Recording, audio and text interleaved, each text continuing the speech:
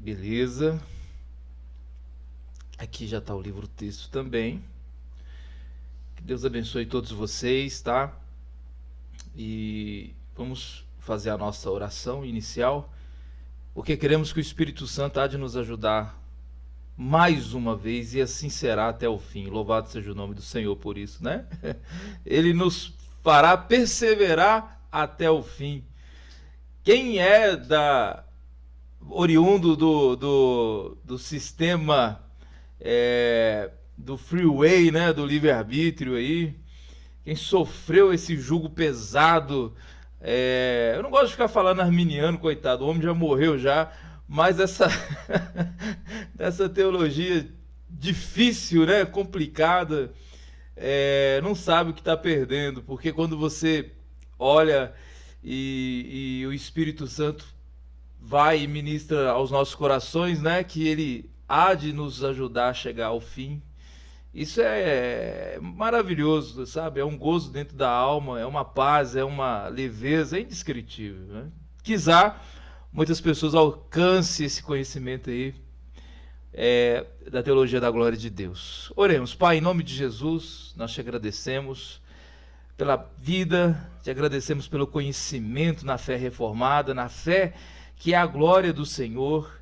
Pedimos que o Senhor nos instrua neste momento de estudo, de comunhão com os irmãos aqui de vários lugares e através desse canal abençoado que é a internet. Que o Senhor nos ajude, Pai, a crescer e a edificar uns aos outros no poder do Espírito Santo. Pedimos também perdão dos nossos pecados e ajuda para que possamos aí prosseguir de fé em fé, para a honra e glória do nosso Senhor Jesus. Te louvamos, te agradecemos, Senhor. Amém e amém. Graças a Deus. Pessoal, nós estamos falando de Nadere Reformati, né? E como foi falado aqui na aula passada, é algo novo para a igreja brasileira falar de uma segunda reforma lá na Holanda.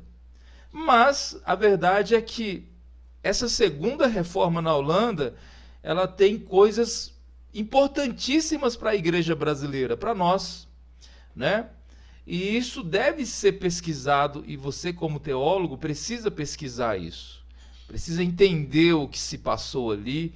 E se houver, se você encontrar ali o seu tesouro teológico, aplique-o. Use como ferramenta para discipular e também para se construir, sabe, irmãos? Eu acho muito interessante isso, quando eu falo em construir, porque Pedro nos diz que somos como pequenos tijolos, né? Pequenos tijolos que estão sendo aí erigidos como coluna do Senhor. O Senhor, ele traz essa construção na vida de cada um dos irmãos.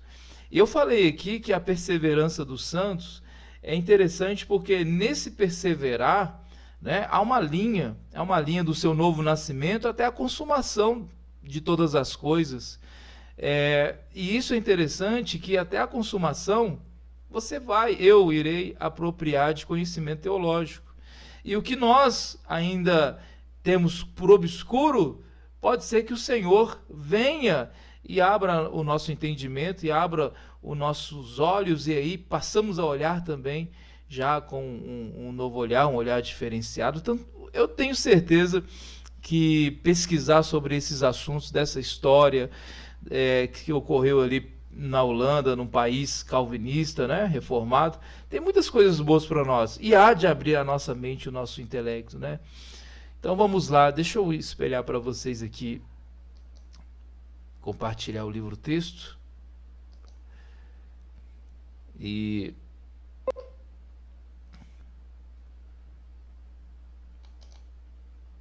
aqui nós falamos,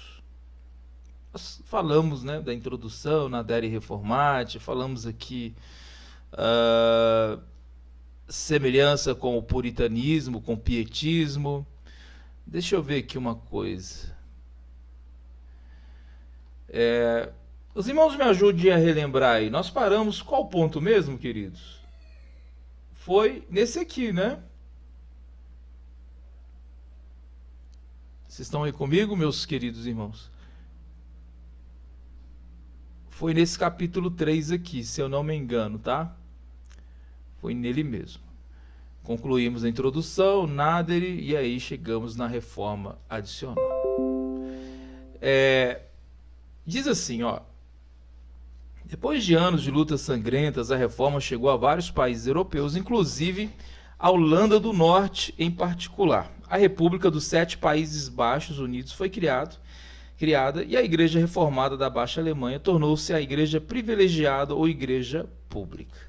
As pessoas podiam estudar para pastores em 5 universidades: Leiden, Franeker, Groningen, Utrecht, Radwijk, meu Deus do céu, né? Se tem uma língua difícil para pronunciar, é o holandês. Eu acredito que seja até pior do que o alemão. O padrão acadêmico dessas universidades era alto e por isso também atraiu estudantes estrangeiros. Além das vantagens, no entanto, essa posição também acarretou grandes desvantagens para a igreja, incluindo muita ortodoxia externa. Uma posição social privilegiada, por exemplo, prefeito, só poderia ser obtida através da filiação à Igreja Reformada na Baixa Alemanha, especialmente no primeiro período logo após a Reforma. A vida de muitos ministros e membros da Igreja, de acordo com os reformadores mais detalhados, poderia ser criticada um pouco. De acordo com eles, os sacramentos eram usados de maneira frívola por muitos.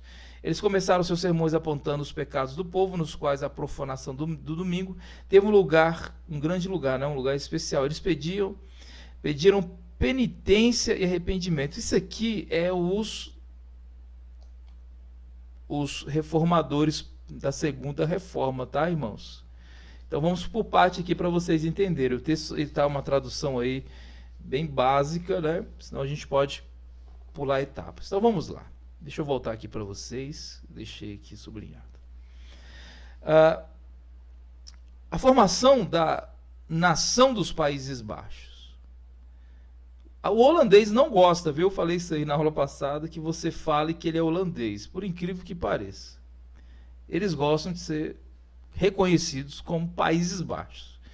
E se tem uma coisa que tira do sério o holandês é isso, já estou até falando aqui errado, né?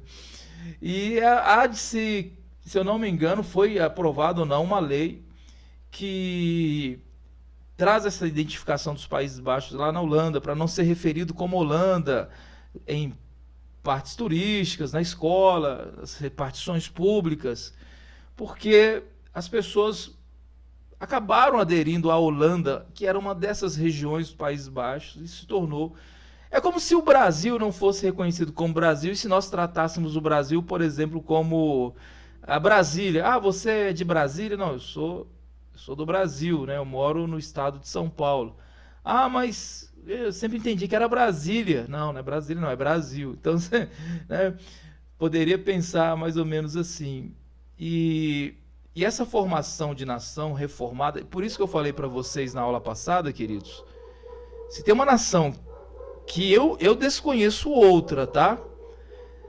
Eu desconheço outra no sentido assim, pleno, de ser formada, perdão, e organizada dentro de um princípio calvinista é a Holanda, tá? Eu não conheço outra. Você vai olhar, por exemplo, a Suíça, parte dos cantões da Suíça não eram reformados. Você olha para a França, parte da França não era reformada, grande parte da França. Para a Alemanha, a mesma coisa, nem toda a Alemanha era luterana. Agora, você vai e olha a Noruega, conforme nós estamos estudando lá no Magister, aí já é um país que ele passa por 3 períodos. Vou colocar aqui, né, o período do misticismo nórdico ali, com as religiões nórdicas, o catolicismo e depois o luteranismo, né? Então eles vêm aí de 3 etapas. Agora, calvinista mesmo, saindo, né, dentro dessa... Agora somos uma nação, né, a República dos Países Baixos, agora os Países Baixos, tal, são eles aqui. E aí, o que acontece? Nós falamos também na última aula que eles tiveram um boom econômico muito rápido. Veja só, queridos, nós temos a Inglaterra, Portugal, Espanha e França como potências marítimas, potências mundiais naquele período, tá? E aí a Holanda vem já agora independente, e passa a fazer parte desse grupo seleto de países poderosos. Ela se torna um império. E foi até falado aqui também que o objetivo da Holanda não era evangelizar o mundo, tá? Os irmãos me perdoem, estou com a garganta ainda ruim. Deixa eu tomar aqui uma água.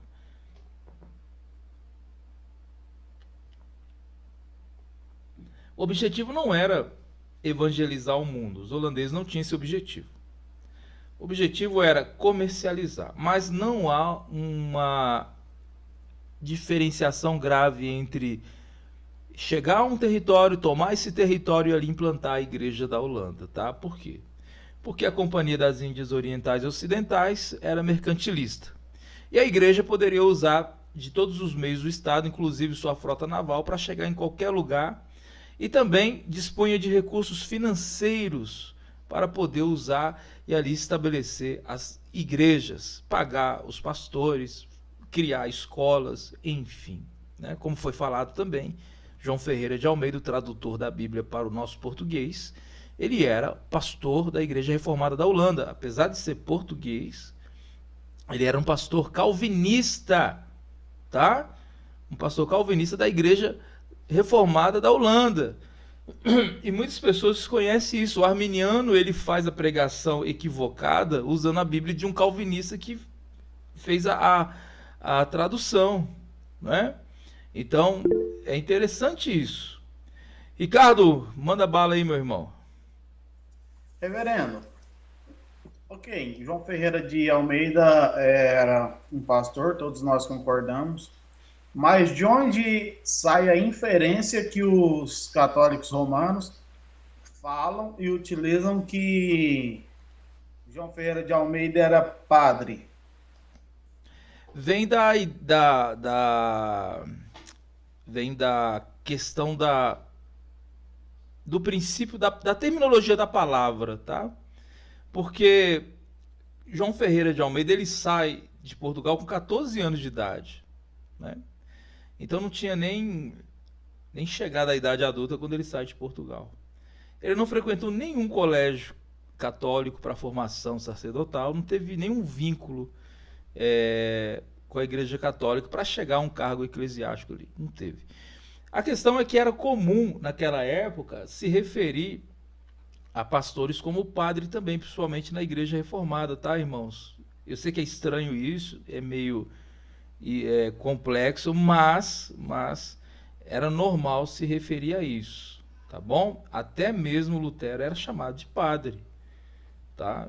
Então, isso aí é uma questão de semântica aqui, mas ele não era, tá, Ricardo? Ele não era, e a própria biografia dele, você pode pesquisar na Sociedade Bíblica do Brasil, vai falar desse percurso de João Ferreira de Almeida. Agora, ele foi um ótimo missionário do Senhor, viu? Se teve um camarada aguerrido, trabalhador e centrado, foi João Ferreira de Almeida. Nós temos uma matéria específica lá no Magister, que é a próxima que os irmãos irão estudar aqui. Tem até o reverendo Cardoso aqui, vai falar principalmente desse trabalho dele. E é importantíssimo se apropriar desse conhecimento, tá bom? Mas ele não era padre católico, não. Isso aí é lenda católica, né? Talvez. Até a gola clerical não foi criada pelos católicos, foi por um pastor Não, sim, sim. Isso é verdade. irlandês, né? Sim. Mas talvez pela ideia de que também a palavra padre, essa expressão, traz a tradução de pai, né? Pode ser, não sei, Sim, alguma sim, coisa. porque não havia, não tinha. Nós falamos isso também lá no Magister. Você tem que imaginar que quando vem a reforma, Lutero não tinha ideia nenhuma de separar a igreja, de dividir a igreja, né? Não tinha. Agora, o que acontece? Acontece o seguinte: muitas coisas do catolicismo ainda estava em Lutero, tá? E nós falamos isso aí dentro das suas teses. E o catolicismo ele vai se desvinculando aos poucos da igreja reformada ou da igreja... O calvinismo já é um coice, né? É possível dizer. O calvinismo ele rompe mesmo. Mas o luteranismo e a igreja reformada, ainda há um... A reformada holandesa ainda tem algumas pequenas características, não muitas, mas tem. Porque a Holanda era muito próxima da Alemanha, tanto na questão geográfica como familiar, da sua língua, né? O holandês, da família das línguas germânicas, a cultura é muito próxima.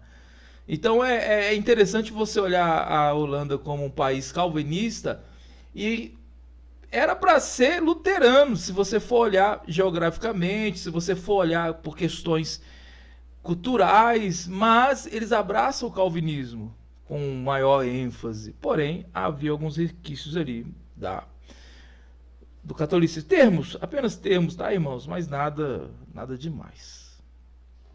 Então, eu acho interessante aqui, eu já vou até ler o que os irmãos comentaram aqui no nosso chat, tá? Hoje a garganta tá ruim. Aí eu sublinhei aqui, ó, de acordo com eles, os sacramentos eram usados de maneira frívola por muitos. Eles começaram seus sermões apontando os pecados do povo, nos quais a profanação do domingo teve um grande lugar. Eles pediram penitência e arrependimento. Não leve penitência aqui para o termo católico também. Esses segundos, vou colocar aqui, tá, irmãos? É um termo meu, segundos reformadores. Aí você já vai fazer a ligação com a segunda reforma na Holanda. Esses irmãos, eles tinham então um problema ali, que as pessoas estavam já se tornando religiosas, no sentido de frequentar o culto, de participar dos sacramentos, sem aquela devida devoção. Então, os sacramentos aqui, a ceia do Senhor e o batismo, tá? Os reformados não possuem nenhum outro sacramento. Os católicos têm vários, né? Inclusive o casamento também é sacramento lá. Mas nós, reformados, nós temos o batismo e a ceia do Senhor. Então eles não aceitavam que qualquer pessoa participasse da ceia do Senhor. Eles não achavam também correto batizar qualquer pessoa, da forma como estava sendo feita. Isso causou um dos motivos também para esse levante da segunda reforma. E a pregação, você já deve ter imaginado aí como foi, né? Era porretada. Era puxão de orelha atrás de puxão de orelha. Exortavam mesmo o povo a voltar ao Senhor. Interessante que esse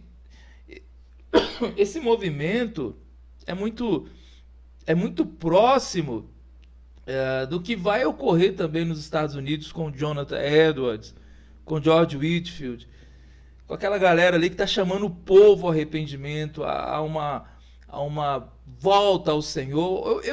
Eu posso falar para vocês com toda propriedade que também ocorreu uma segunda reforma lá nos Estados Unidos, porque esses pregadores que saíram de igrejas, por exemplo, George Whitefield sai do anglicanismo e ele deixa o movimento metodista também e vai nessa pregação maciça, nesse evangelismo frente a frente, chamando as pessoas ao arrependimento e fazendo várias caravanas, por se dizer, ou jornadas aí, né, de evangelismo. Isso trouxe o arrependimento. Analise um sermão de George Whitefield. Você vai ver que ele chama ao novo nascimento, né? Ele aponta ali Jesus como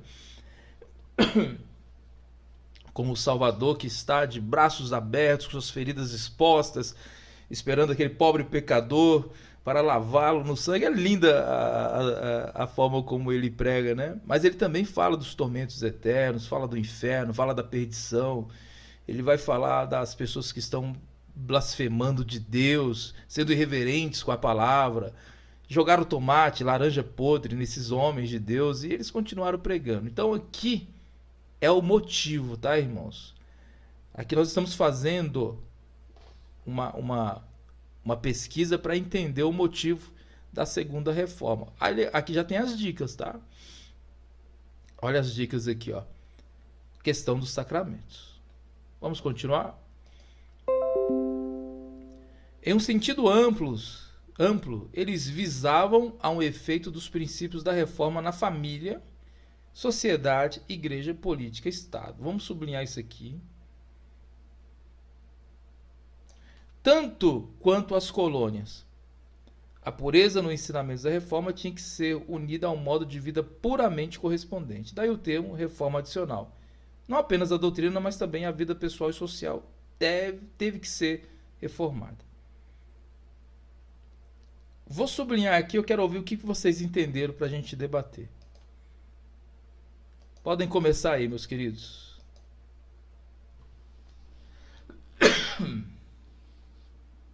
Eu posso falar? Eu estou caminhando aqui, mas estou ouvindo. Eu tenho uma dúvida. Essa reforma foi mais pela questão estrutural da igreja da Holanda da época, certo? E a minha dúvida é a questão do batismo. Segundo a visão dos holandeses, o batismo teria que ser algo mais restrito e a ceia também, ou eles estavam indo contra tal coisa? Essa é a minha dúvida. Irmão Beto, Deus te abençoe, meu querido. A reforma, ela, exatamente, tá? Ela começa dentro da igreja, porque eles analisaram esse problema na igreja, um problema eclesiástico, mas eles entenderam que isso estava também na vida do povo. Então o problema era interno, externo, endógeno, exógeno, né? Isso precisava ser alterado. Então a reforma, ela parte sempre de dentro da igreja, depois ela vai para fora. Assim sempre foi e assim sempre será, porque a igreja reformada sempre se reformando. Na questão do batismo, eles não identificavam um motivo para um batismo universal de qualquer pessoa, tá? Então, imagine só um camarada conhecido na Holanda, e aí todos sabem que é um conde, seja lá quem for, um mercantilista, com a vida toda aí excomungada, por se dizer, ele chega na igreja por questões que aí eles identificavam que não era por conversão, era batizado. Ou porque, se você quisesse ser um prefeito, você tinha que fazer parte da igreja. Quer ser um político? Tem que fazer parte da igreja. Quer ter algum conhecimento básico na sociedade? Tem que fazer parte da igreja. Então muitas pessoas eram batizadas, e isso nos leva àquele velho problema lá de Constantino e depois aí no surgimento da igreja organizada em Roma, que as pessoas passam aí para a igreja por causa de status. E vira e mexe, isso acontece na história da igreja, não é verdade? Isso vira e mexe, acontece. Você vai ver muitas pessoas chegando na igreja, confessando Jesus Cristo, depois saindo aí e vivendo a vida pior do que elas viviam antes, porque não houve um novo nascimento mesmo. Foram, porque talvez naquele momento era interessante para elas, tá? Então o batismo para eles era uma questão, o batismo em aceito do Senhor era uma questão bem na pauta aí, não era para ser servido ao público daquela forma como estava sendo, né? Apenas porque as pessoas tinham interesse terceiros do que realmente uma verdadeira um verdadeiro nascer de novo, um arrependimento ali na igreja. Então eles eram contra isso mesmo, tá, irmãos? E nós estamos falando aqui, quem era contra eram os líderes da igreja, tá? O remanescente, os teólogos que não se dobraram e os pastores que manteram a posição firme. É uma parte da igreja ali que está fazendo o barulho. Beleza, meu irmão? E aí, o que vocês entenderam aqui nesse ponto que eu deixei sublinhado? Vai, Cardoso. Reverendo, claramente nós podemos ver que todas as reformas elas vão tocar não só na teologia, mas na prática da teologia em todos os âmbitos, né? Vai para a igreja, para a família, para o Estado, para a economia, enfim. Então, é realmente uma reforma. E por isso que eu continuo dizendo, sempre digo isso para os meus alunos, que a reforma protestante foi um grande avivamento.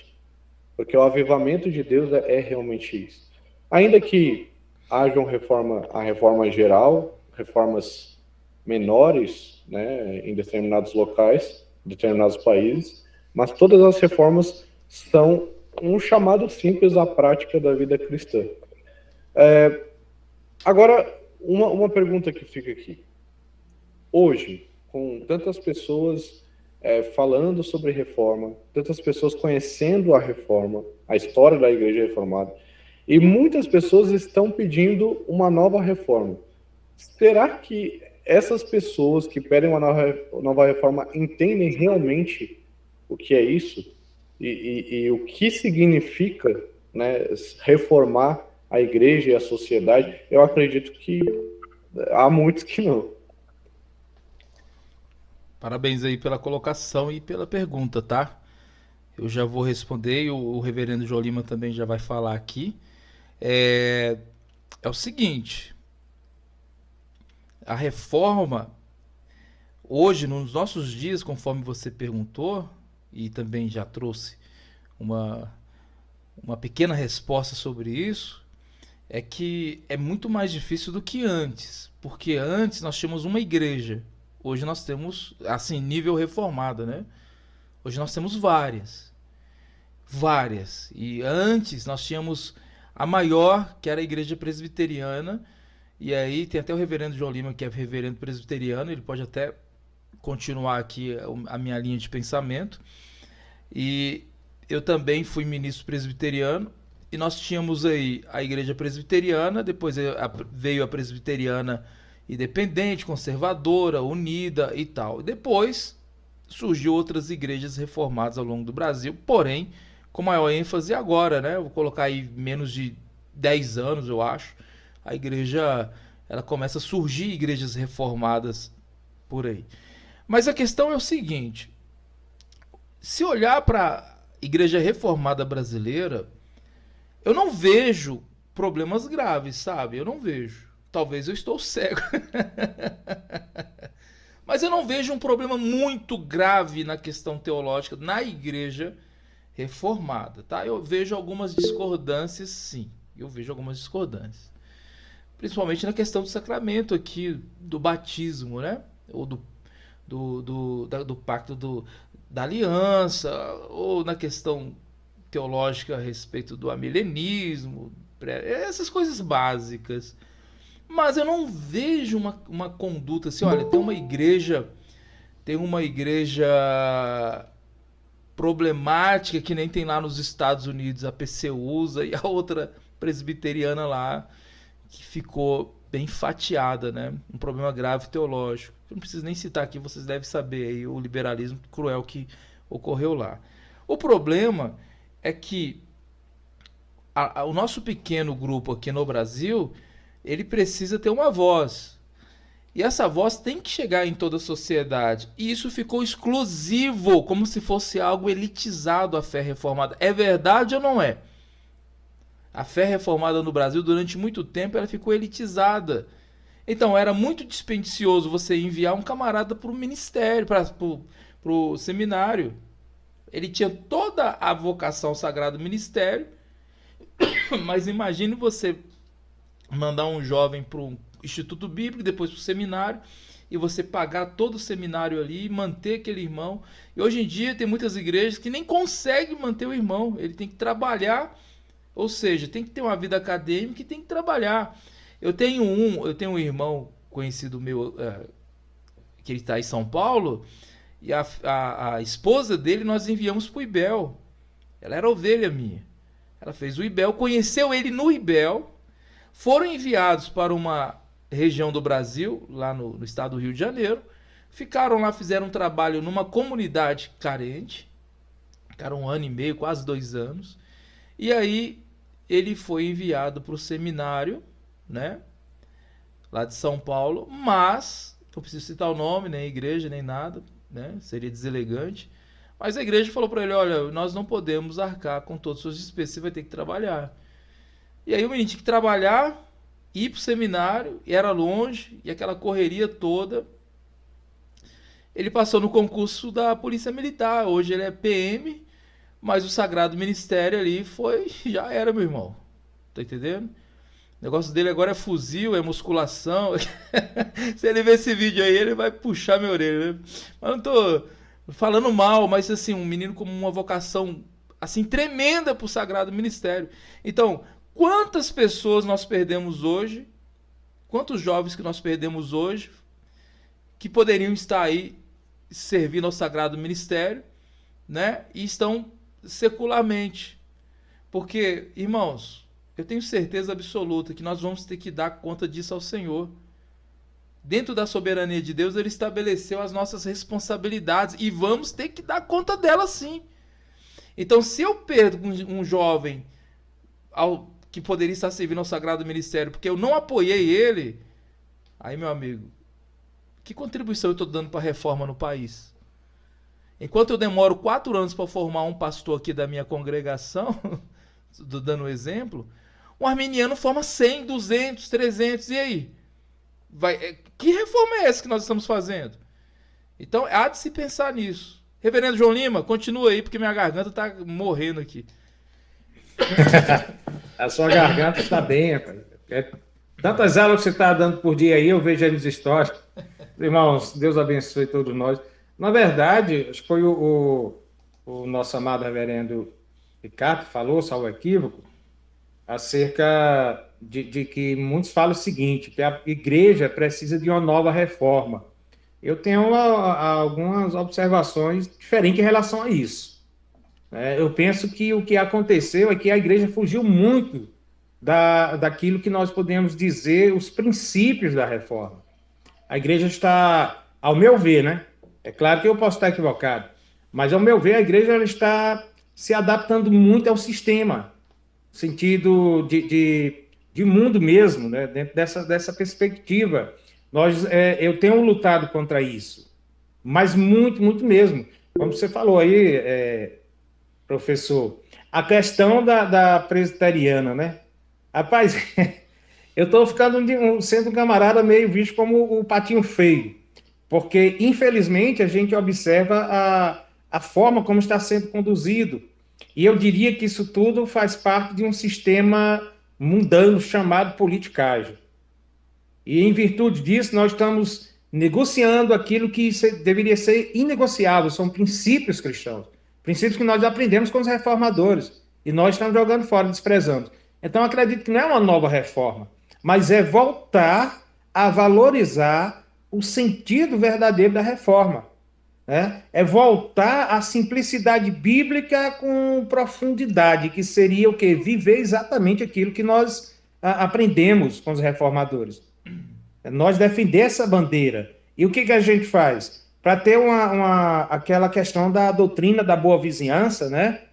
Não, nós vamos ser politicamente corretos. Muitas vezes nós deixamos de falar a verdade, porque essa verdade vai magoar alguém. Mas o evangelho não é aquele que fere para poder curar também. Então nós estamos muitas vezes abandonando aquilo que nós deveríamos estar defendendo, que é exatamente os princípios reformados. Fazer uma nova reforma para quê?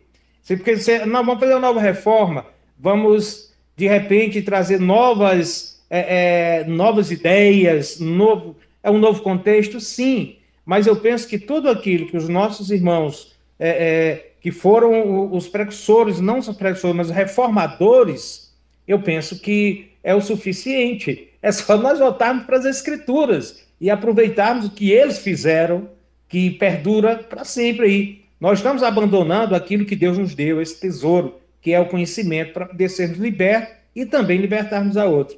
Isso que eu penso, Heber. Merece um Oscar, né, o Reverendo João Lima? Eu queria dizer que eu assino embaixo, concordo plenamente com o que o Reverendo João Lima falou e eu entendo muito bem o que ele falou. Reverendo Paulo, lá de Jequié, nosso polo amado Jequié. É contigo, meu querido. Meus amados, graça e paz. Queridos, um dos motivos do crescimento aqui do nosso polo em Jequié Já estaremos nos dirigindo para Jaguaquara, se Deus quiser, próximo mês, abrindo um polo em outra cidade.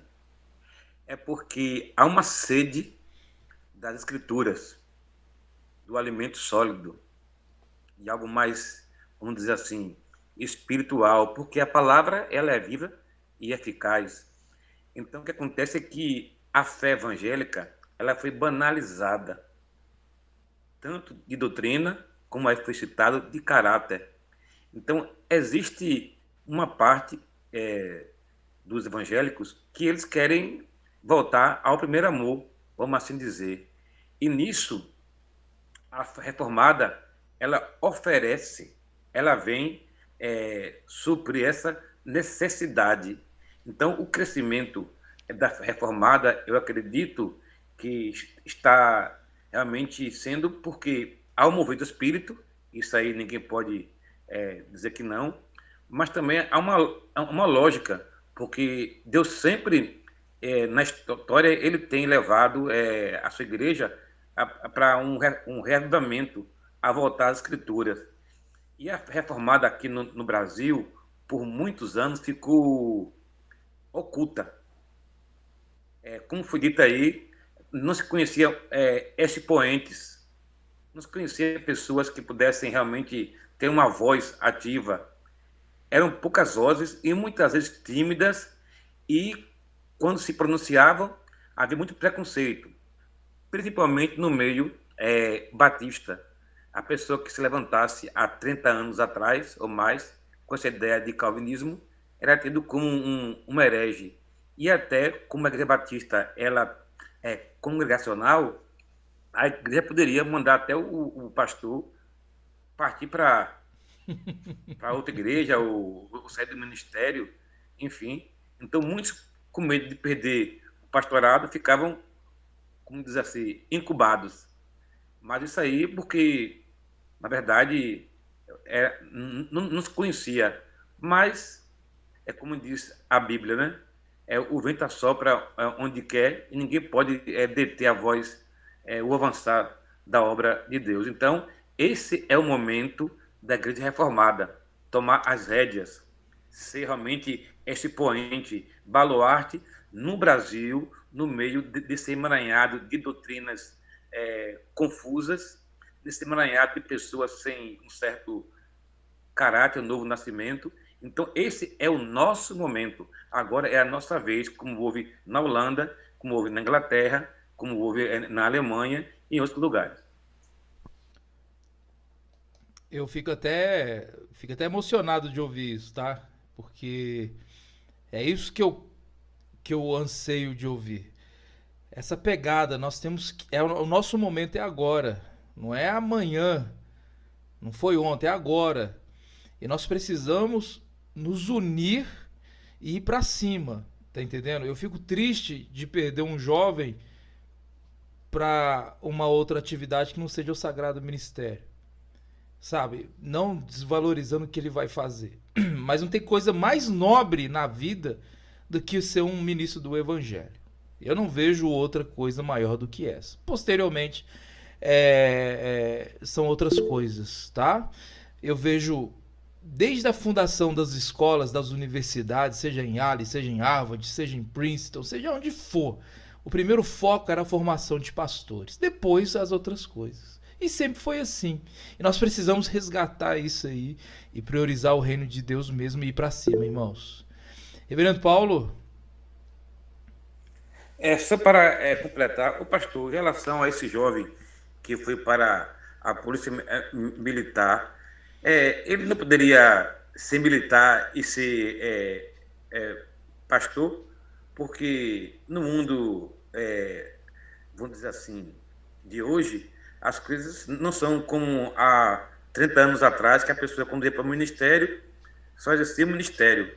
E muitas vezes não tinha outra atividade. Mas hoje, eu não sei se o que o irmão pensa, mas nós, batistas, nós entendemos que o ministério é a prioridade, sem dúvida. Mas se o pastor tiver outra atividade que não venha a prejudicar o seu ministério, nós não vemos como um problema.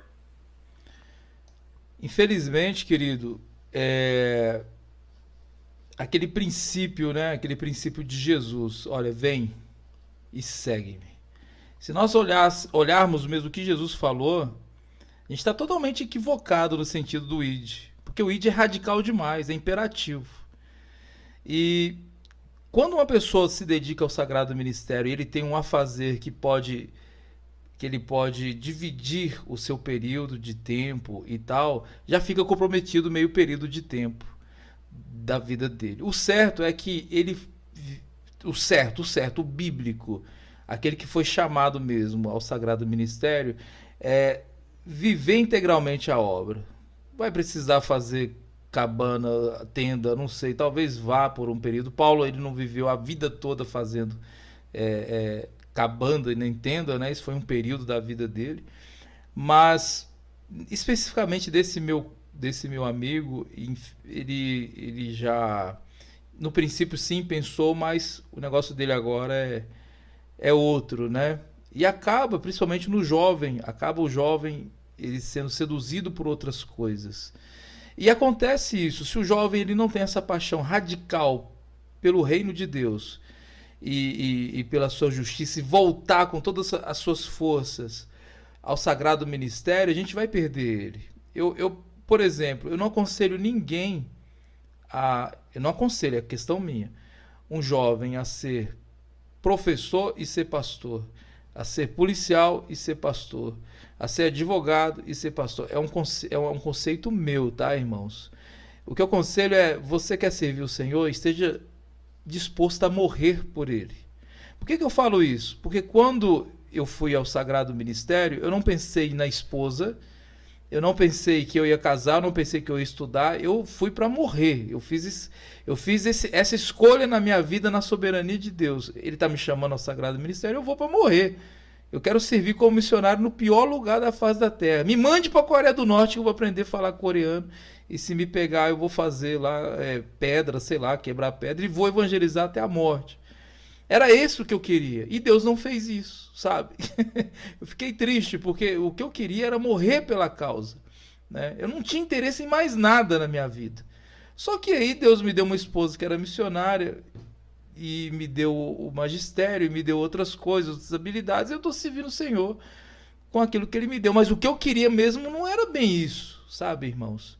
Então, assim, se eu falar para os irmãos, olha, vá e divida o seu tempo, eu vou ser hipócrita comigo mesmo, porque eu desconsidero isso. Eu acredito dentro dessa questão que se o jovem hoje, que é dentro daquela formação de pessoa, que ele cheio de dúvidas, de questionamento, de paixões, se for voltado para o Senhor e para o reino dele, nossa, a gente tem que investir tudo que tem nesse jovem, para que ele vá e sirva mesmo e seja uma bênção de Deus. Eu acredito que não tem coisa maior de você alcançar um jovem que vai servir o Senhor e vai trazer aquela causa, né? Imagina o jovem Calvino, 26 anos de idade, já com as institutas. Imagine se ele pensasse, não, vou ser só advogado, que ele era formado em direito. Não, vou dar ali aula de francês, ele era formado em letras. Mas não, ele utilizou as habilidades dele e serviu o reino de Deus, deixando uma caneca e uma mesinha de herança, né? Se tivesse alguém para ficar aí com a herança dele. Então, isso que me chama a atenção, irmãos. Se eu puder aconselhar, por exemplo, minhas filhas, eu não tenho nenhum filho homem, eu tenho 2 meninas. Agora, se eu puder aconselhar elas a servir o reino de Deus e sua justiça integralmente, é isso que eu vou fazer.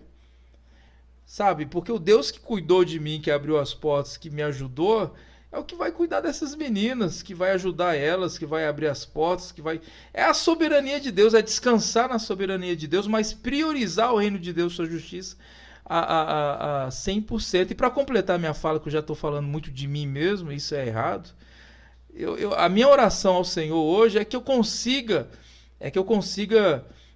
recursos e vencer na vida através do que eu tenho, com as habilidades que Ele me deu, e consiga muito dinheiro, mas muito dinheiro mesmo, sabe? Se tem uma vontade que eu tenho é de ficar rico, que aí eu vou construir um centro de evangelismo mundial reformado aqui em Panorama, que os irmãos vão aprender a falar inglês, espanhol, chinês, o que precisar. Se for para importar professor de fora, a gente vai importar, e ensinar habilidades e disparar esses mísseis aí ao redor do mundo, sabe? Sem ficar preso às necessidades seculares. É a minha oração, é o que eu peço a Deus. Mas essa vontade de servir o Senhor e a sua justiça a 100% não pode perder nos nossos corações, queridos. Deve ser o maior, sabe? É aquilo que o Senhor nos chamou. É o maior, é servir o Senhor de todo o coração, com toda a nossa força, com todo o nosso intelecto, com tudo que nós temos. Para concluir aqui, na parte de baixo diz assim, ó, só para concluir, tá? Porque não vai dar tempo de ler tudo, mas vai ser interessante. Até o sinalzinho aqui que falta 10 minutos para acabar a aula.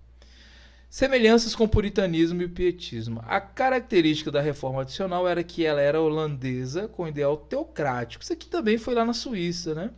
No entanto, o movimento não pode ser visto isoladamente dos movimentos dos países europeus vizinhos, incluindo o puritanismo na Inglaterra e o pietismo na Alemanha. Houve influência mútua por meio da distribuição e tradução de livros. Nós falamos disso aqui, tá, irmãos? Nas partes de baixo aqui, o William Tillich. Falamos aqui de uns da época, dos livros. Agora eu estou relembrando a nossa aula, tá? Nós falamos sobre isso aqui. Mas para fechar, é que eles foram influenciados pelo pietismo, ou seja, pelo puritanismo e pelo pietismo. O puritanismo característico da Inglaterra e o pietismo alemão. Então isso ajudou muito. Por quê? Porque nós temos o puritanismo, aquela questão mais racional, né, em observar as escrituras, e nós temos o pietismo um lado mais emocional. Vocês têm ideia disso? Então eles juntaram o puritanismo, esse lado racional, e o pietismo, esse lado mais, por se dizer, emotivo, do que eu estou falando aqui, né? Nós temos o Nicolau von Zinzendorf, que é um dos pais do pietismo no sentido de evangelismo, de missões. Ele que é o pai dos moravianos, que enviou lá os missionários para... Do que nós temos de evangelismo moderno foi Zinzendorf aí que desenhou, por se dizer. Ele era pietista. Mas nós temos o puritanismo com toda aquela apologética, aquela defesa da fé. O Jonathan Edwards, por exemplo, ele era puritano. Falei aqui dele, citei, né? Ele aqui como exemplo também.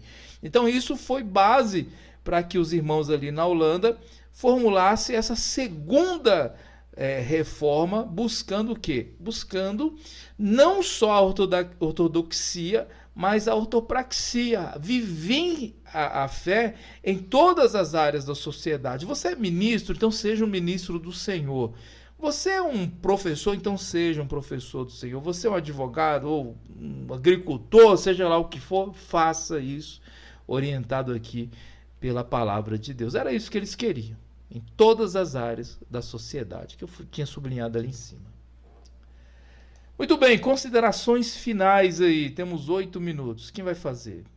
Nós temos irmãos que participam aqui e ficam quietinhos, né? O Samuel, Radamés, vou citar os nomes, Odair, Isaac, Isaías, Daniel. Essa turma aí, ó, eu não sei se só abriram a aula e estão aí distante. O que está acontecendo, meus irmãos? Podem participar, viu? É importantíssima a participação dos irmãos. Radamés. Boa noite a todos. Boa noite, mestre. Boa noite, meu querido. É a primeira aula e diz que o Pato Novo não dá mergulho muito fundo. Como é a primeira aula, como eu estou me ambientando, e peço desculpa pelo horário que eu entrei também, tá bom? Mas eu realmente concordo. Tem uma coisa que o senhor colocou aí sobre estar realmente envolvido no ministério, aquele que está à frente, né? Tem uma coisa que o Hernandes Lopes diz o seguinte: muita gente olha para o ministério como uma sequência de outras tentativas que não deram certo e aí vai para a teologia. Mas ele disse que mesmo tendo todas essas possibilidades de porta aberta, é abraçar o ministério. Não é uma opção que sobra, mas é uma prioridade que deve ficar, né? Achei bem colocado isso mesmo, é um desafio. E da nossa vida cristã, tem um outro exemplo que eu acho interessante, que a nossa vida seja uma panqueca, né? Não seja como uma pizza, que é, isso aqui é cristão, isso aqui é profano, isso aqui é religioso. Não, que tudo seja pela ótica da palavra, da visão reformada, né? Primeira vez que eu participo com os irmãos, eu sou da Igreja Batista Bíblica Getsemane, aqui de Manaus, Amazonas. Olha tá? que É um legal. prazer participar com os irmãos. Tá bom? Espero, Deus permitir, poder ficar menos tímido e falar um pouco mais. Mas obrigado pela oportunidade, desculpe novamente pelo horário que eu entrei. Realmente eu me perdi um pouco no horário aqui. É para nós uma felicidade muito grande, tá, irmão? Ter o senhor aqui conosco, aí do Amazonas, olha que interessante, né? E para nós é uma honra, que Deus o abençoe grandemente. A sua participação é muito importante, porque o objetivo do Magister é ter esse nosso encontro aqui e debater e se construir, né, uns aos outros aí edificando, né? Cada um edificando ao seu irmão. Eu acho muito Só dar importante. boa-vinda aqui ao irmão. Deus abençoe. Zona Franca, vou conhecer um dia ainda aí. Pode vir. Tá bom, irmão. Vai ser um prazer recebê-lo. Bênção de Deus. Eu vou ler aqui só o comentário do Isaías. O Humberto, ele falou, né, que o EAD ajuda bastante na formação. O Humberto, ele está estudando medicina, né, um irmão aí muito esforçado no Senhor também. Ele pediu para liberar as disciplinas todas para ele. Eu falei, meu irmão, a gente não faz isso aqui na FATED, não. Calma, vai com calma aí que você consegue concluir o seu. Ele quer chegar em setembro já formado, né, no bacharel também. Aqui o Isaías diz assim: problema, infelizmente, que muitas igrejas não enxergam essa importância de quando o jovem expõe o desejo ao sagrado ministério, infelizmente. Trocam as características expostas em Timóteo e em Tito por características fruto de ideias fora da Bíblia. Olha só aí esse comentário do irmão, muito importante para a nossa reflexão, né? Lembro também, quando eu falei para o pastor, olha, reverendo, eu quero ser missionário. Porque a igreja fazia um culto missionário por mês. E falava, precisa-se de missionário, precisa de missionário. Quando eu falei que eu ia, ninguém me enviou. Porque não sei se não acreditaram o que foi, mas eu falei, eu vou. E aí eu tive que ir com as minhas economias. Vocês acreditam nisso? Eu tive que juntar uma economia, pagar a minha estadia, e que era interno, né? Então foi uma luta terrível, terrível, terrível. A primeira oferta que eu recebi foi de uma senhora que era Conceição, Dona Conceição Fernandes, tinha até meu sobrenome, uma portuguesa, gente boa pra caramba, que trabalhava comigo na minha antiga empresa, né? E ela me mandou 20 euros de oferta. Eu, naquela pindaíba danada, peguei 20 euros, fui no mercado, comprei umas bolachas lá, uns todinhos, fiquei feliz, quase chorei de emoção, né? De ter recebido minha primeira oferta. Então, assim, olha só, uma irmã que não é, uma pessoa que não era crente, era amiga ali de colega de trabalho, e claro, fui taxado de louco por ter saído e tal, enfim, mas é interessante que o jovem, ele tem essa coragem, sabe, de ir mesmo e falar, não, eu vou. E aí, nós estamos preparados. Eu oro a Deus para que os nossos filhos, tá? Que o seu filho, a sua filha, fale assim, pai, eu quero ser missionário, para ver a reação, a nossa reação. Nós que falamos, choramos, oramos por missões e chamamos as pessoas para as missões. Imagina o nosso filho. Eu quero ir, eu vou. Eu estou aqui, pai. Não, você vai fazer faculdade primeiro. Não faça isso que você vai estar pecando contra o Senhor, tá? Humberto, diga aí para nós concluirmos aqui, querido. Falta alguns minutinhos, deixa eu ver. 2 minutos para acabar a nossa chamada. 2 minutos. Então, sobre isso, bem, mano, estou ocupado. Não entendi, irmão Humberto. Então, eu vou falar meu Deus, porque eu tô com a gente aqui.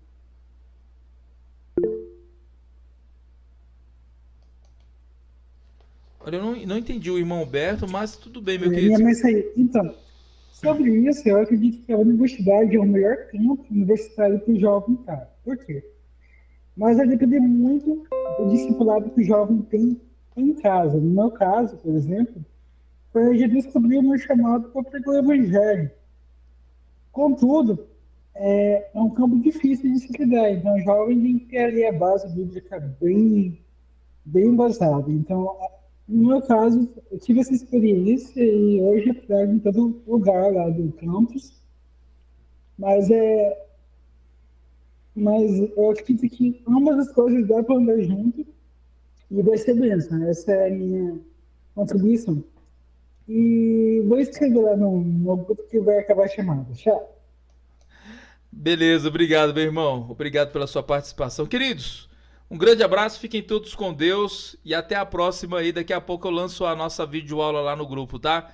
Vai acabar a nossa chamada. Fiquem todos com Deus e até a próxima. Grande abraço. Abraço, Deus abençoe.